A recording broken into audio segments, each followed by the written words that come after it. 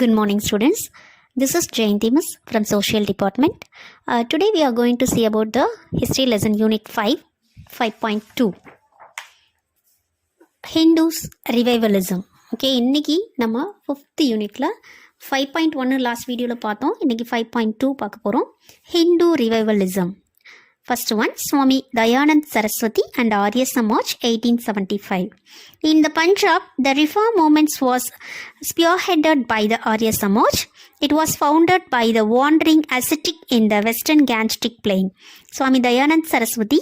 Swami Dayanand Saraswati later settled in the Punjab to preach his ideas. His book, Satyartha Prakash, enjoyed wide circulation. He declared the practices such as child marriage, the prohibition of widow remarriage, and the alleged polluting effects of foreign travel had no spiritual sanction. The positive principles enunciated by Dayanand were strict monotheism, condemnation of idolatry, and a rejection of Brahman domination of ritual and social practices. He also rejected superstitious beliefs in Hinduism, and his cry was go back to Vedas. இன்னைக்கு நம்ம 5th லெசனில் ஹிஸ்ட்ரியில் unit 5ல் 5.2 பார்க்க போகிறோம். Hindu revivalism அப்படின்னா இந்து புத்தெழுச்சி இயக்கம். அதில் first சுவாமி தயானந்த சரஸ்வதி மற்றும் ஆரிய சமாஜ் 1875 பார்க்க போகிறோம். பஞ்சாபில் ஆரிய சமாஜம் சீர்திருத்த இயக்கங்களுக்கு தலைமையேற்று நடத்துச்சு. இந்த அமைப்பு மேலை கங்கை சமவெளியில் அலைஞ்சு திரிஞ்சு கொண்டிருந்த சுவாமி தயானந்த சரஸ்வதி என்பவரால் 1824 1883 வரைக்கும் நிறுவப்பட்டுச்சு. தயானந்த சரஸ்வதிக்கு பின்னாடி தன்னோட கருத்துக்களை போதிப்பதற்காக பஞ்சாபில் தங்கினார்.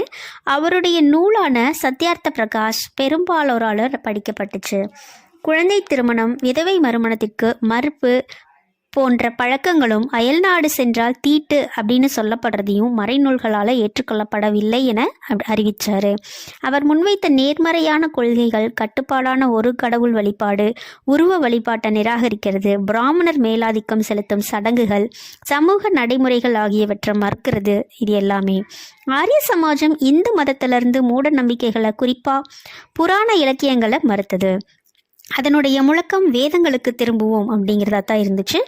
ஆரிய சமாஜம் பிரிட்டிஷ் இந்தியாவில் நடைபெற்று கொண்டிருந்த மதமாற்ற நடவடிக்கைகளை நிறுத்துவதற்கான முயற்சிகளை மேற்கொண்டுச்சு. எப்படி அப்படிங்கிறது தான் நம்ம பார்க்க போகிறோம். ஆரிய Samaj attempted to check the incidence of religious conversion in British India. One of its main objective was counter conversion, prescribing a purificatory ceremony called sati, directed at Hindus who had converted to Islam and Christianity. The primary achievements of the Arya Samaj were in the field of social reforms and spread of education. The Samaj started a number of Dayananda Anglo-Vedic schools and colleges. இப்போ ஆரிய சமாஜம் பார்த்திங்கன்னா 19ஆம் நூற்றாண்டோட லாஸ்ட்லேயும் 20ஆம் நூற்றாண்டில் தொடக்க பகுதியிலையும் பிரிக்கப்படாத பஞ்சாபில் ஒரு குழப்பமான இந்து, இஸ்லாம், கிறிஸ்துவ சமயங்களுக்கிடையே தீவிரமான சர்ச்சைகள் நடந்த காலப்பகுதியாக இருந்துச்சு. ஆரிய சமாஜம் சமூக சீர்திருத்தங்கள்லையும் கல்வியை பரப்பி வைக்கிற அந்த பணியிலையும் முக்கிய சாதனைகள் புரிஞ்சிச்சு. சமாஜ் பல தயானந்த ஆங்கிலோ வேத பள்ளிகளை, கல்லூரிகளையும் உருவாக்குச்சு. இதில் செகண்டாக ராமகிருஷ்ணா பரமஹம்சா பார்க்க போகிறோம். Ramakrishna, a simple priest of Dakshineshwar near Kolkata, emphasized the spiritual union with God through ecstatic practices such as singing bhajans. An ardent worshipper of goddess Kali, the sacred mother, he declared that the manifestations of the divine mother were infinite. In his view, all religions contain the universal elements which, if practiced, would lead to salvation. He said, Jiva is Shiva. All living beings are God. Service for man must be regarded as God. Ramakrishna Paramahamsa நம்ம ஏற்கனவே பார்த்த மாதிரி கிறிஸ்தவர்களோட பகுத்தறிவுவாதிகளோட விமர்சனங்களுக்கு பதிலளிக்கிற விதமாக பிரம்ம சமாஜம் உருவ வழிபாட்டையும் இந்துக்களோட ஏனைய பழமையான நடைமுறைகளையும் விமர்சனம் பண்ணுச்சு. கல்கட்டாக்கு பக்கத்தில் இருந்த தக்ஷிணேஸ்வரம் அப்படிங்கிற ஊரை சேர்ந்த எளிய அர்ச்சகரான ராமகிருஷ்ண பரமஹம்சர் 19ஆம் நூற்றாண்டோட முற்பகுதியில் பெற்ற புகழ் இதற்கான வேறொரு பதிலாக இருந்துச்சு. பஜனை பாடல்களை மனமுருகி பாடுவதை போல வழிமுறைகள் மூலம் பேரின்ப நிலையை அடைந்து அந்நிலையில் ஆன்ம ரீதியான கடவுளோட ஒன்றிணைகிறதுக்கு இவர் முக்கியத்துவம் கொடுத்தாரு. புனித தாயான கடவுள் காளியின் தீவிர பக்தரான இவர் அந்த கடவுளோட திருவிளையாடல்கள் முடிவற்றவை அப்படின்னு அறிவிச்சாரு. அவருடைய கருத்தின்படி அனைத்து மதங்களும் உலகளாவிய எல்லோருக்குமான மூலக்கூறுகளை கொண்டிருக்கு. அவற்றை பின்பற்றினால் வீடு பேற்றுக்கு இட்டு செல்லும் ஜீவன் என்பதே சிவன் அப்படின்னு சொன்னார். அதுக்கு பின்னாடி அவங்களோட மேல் இரக்கம் காட்டுங்கள் அப்படிங்கிறது யார் சொல்வது? இரக்கம் தேவையில்லை, சேவையே தேவை. மனிதர்களுக்கு செய்யப்படும் சேவையே கடவுளுக்கு செய்யப்படும் சேவை அப்படிங்கிறத அவர் தீவிரமாக சொன்னார். Next Ramakrishna mission. Ramakrishna's primary achievement was his ability to attract educated youth who were dissatisfied with the rational orientation of religious reform organizations such as Brahma Samaj. After his death in 1886, his disciples organized themselves as a religious community and undertook the task of making his life and teaching known in India and abroad. The chief spirit behind this task was Vivekananda. Following the organizational structure of Christian missionaries, Vivekananda established the Ramakrishna Mission, which did not restrict itself to religious activities but was actively involved in social causes such as education, healthcare, and relief in times of calamities. இதில் Ramakrishna mission பற்றி பார்க்கணும் அப்படின்னா, ராமகிருஷ்ணருடைய முதன்மையான சாதனையே பிரம்ம சமாஜம் போன்ற சீர்திருத்த அமைப்புகள் முன்வைத்து பகுத்தறிவு கருத்துக்களின் பால் அதிருப்தியுற்ற கல்வியறிவு பெற்ற இளைஞர்களை தன்பால் ஈர்ப்பது தான். 1886 அவர் இயற்கை எய்திய பின்னாடி அவருடைய சீடர்கள் தங்களை ஒரு மதம் சார்ந்த சமூகமாக அமைச்சுக்கொண்டு ராமகிருஷ்ணரையும் அவரோட போதனைகளையும் இந்தியாவிலையும் உலகில் இருக்கிற ஏனைய பகுதிகளையும் பரப்பும் பெரிய பணியை பண்ணுறாரு. இந்த பெரிய பணியோட பின்புலமாக இருந்தவர் தான் சுவாமி விவேகானந்தர். கிறிஸ்தவ சமய பரப்பு நிறுவனங்களோட நிர்வாக கட்டமைப்பு பின்பற்றி விவேகானந்தர் ராமகிருஷ்ணா மிஷன் நிறுவுறாரு. ராமகிருஷ்ணா மிஷன் சமய செயல்பாடுகளோட மட்டும் இல்லாமல் தனது பணிகளை நிறுத்தி கொள்ளல. மக்களுக்கு கல்வி அறிவு வழங்குறது, மருத்துவ உதவி, இயற்கை சீற்றங்களின் போது நிவாரண பணிகளை மேற்கொள்வது போன்ற சமூக பணிகள்லையும் செயலூக்கத்தோட ஈடுபட்டிருக்காரு. நெக்ஸ்ட் நம்ம சுவாமி விவேகானந்தா பற்றி பார்க்க போகிறோம். Narendranath Datta, later known as Swami Vivekananda, was the prime follower of Ramakrishna Paramahamsa. An educated youth, he was drawn to Ramakrishna's message. Dissatisfied with the conventional philosophical positions and practices, he advocated the practical Vedanta of service to humanity and attacked the tendency to defend every institution simply because it was connected with religion. He emphasized a cultural nationalism and made a call to Indian youth to regenerate Hindu society. His ideas bred a sense of self-confidence among Indians who felt inferior in relation to the materialist activities achievements of the West. He became famous for his addresses on Hinduism at 1893 World Congress of Religions in Chicago. Despite his fame, he was condemned by Orthodox Hindus for suggesting that the lower caste should be allowed to engage in Hindu rituals from which they were traditionally excluded. Vivekananda's activist ideology rekindled the desire for political change among many Western education young Bengalis. Many of the youths who were involved in the militant nationalist struggle during the Swadeshi movement following the partition of Bengal was inspired by Vivekananda. Next நம்ம பார்க்க போகிறது சுவாமி விவேகானந்தாவை பற்றி தான் பார்க்க போகிறோம். சுவாமி விவேகானந்தா என்றழைக்கப்பட்ட நரேந்திரநாத் தத்தா ராமகிருஷ்ண பரமஹம்சருடைய முதன்மை சீடர். படித்த இளைஞரான இவர் ராமகிருஷ்ணரின் கருத்துக்களால் ரொம்ப கவரப்படுறாரு. மரபு சார்ந்த தத்துவ நிலைப்பாடுகளில் மனநிறைவு பெறாத இவர் நடைமுறை வேதாந்தமான மனித குலத்துக்கு தொண்டு செய்கிறது அப்படிங்கிற ஒரு கோட்பாட்டை பரிந்துரைக்கிறாரு.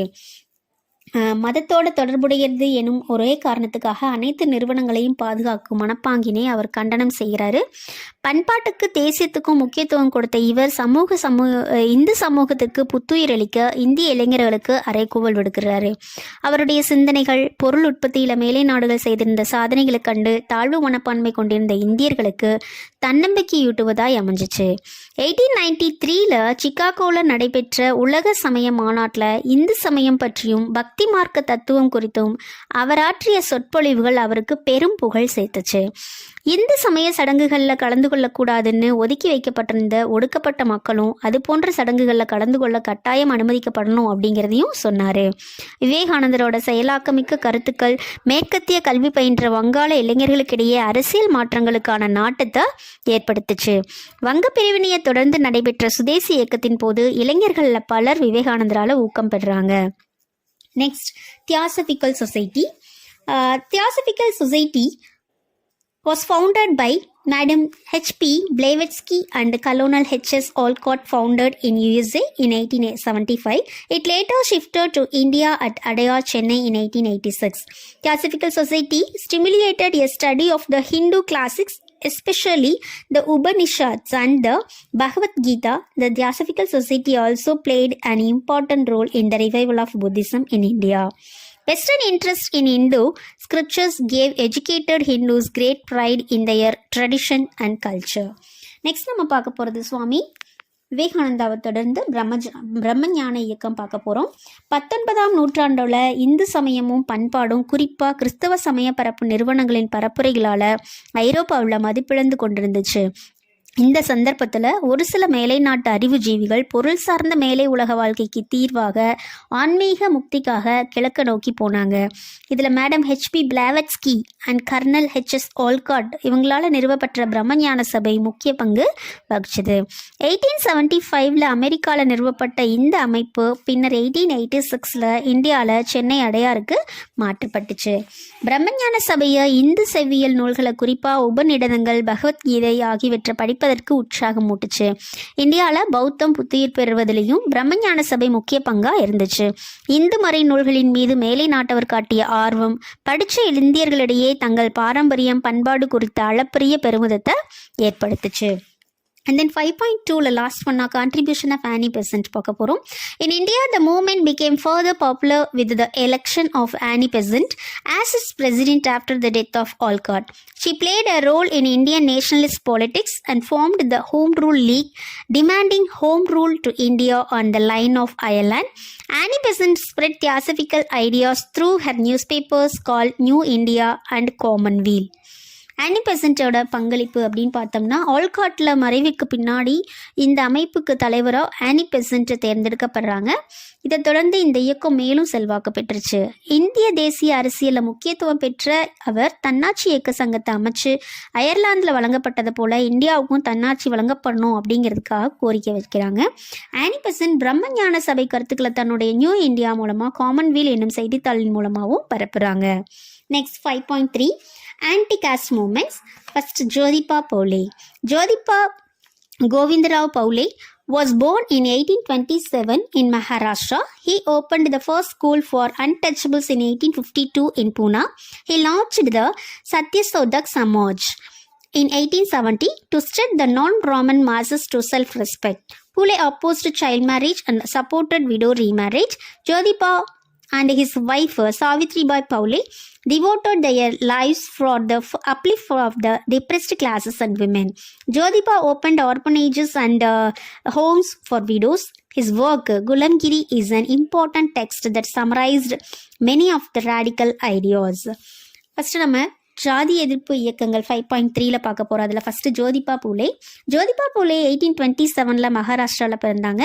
முக்கியமாக அவங்க பிராமண எதிர்ப்பு இயக்கத்தோட தொடக்க கால தலைவருங்கிறது முக்கியமானது. அவர் 1852 பார்த்தீங்கன்னா ஒடுக்கப்பட்டோருக்கான முதல் பள்ளியை பூனேல திறக்கிறாரு.